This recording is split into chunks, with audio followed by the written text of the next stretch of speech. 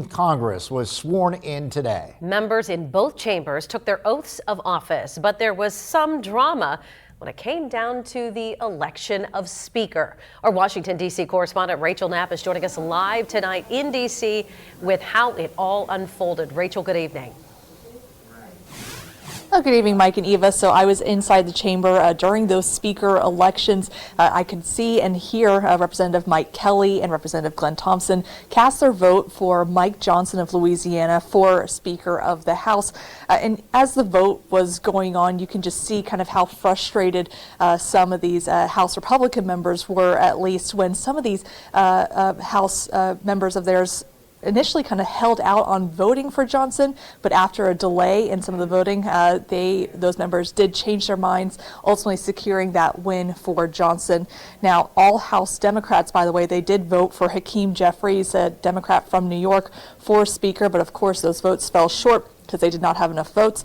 Now, the voting process itself, it became pretty intense again, as you just heard a handful of members vote for someone else other than Johnson, or got really confusing, and you could see there was a lot of frustrations from some members once some members even decide to not say anything when it was their turn to vote. Most of this, by the way, was just sort of showing Johnson, or at least it was sending him a message about their unhappiness with his leadership. While it didn't take 15 rounds for Johnson to win the gavel, like what we saw after McCarthy was ousted about a year and a half ago, it does show in this whole voting process just how small of a margin House Republicans have and how important every vote counts.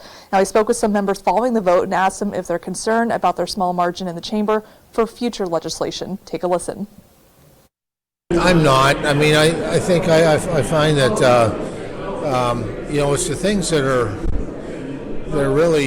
bipartisan, bicameral, are the things that last, that are sustainable, that are not overturned in the end. So that's the way I've managed the House Agriculture Committee, and I don't ask anybody to compromise their principles and values. It is Republican-led, and so quite frankly, I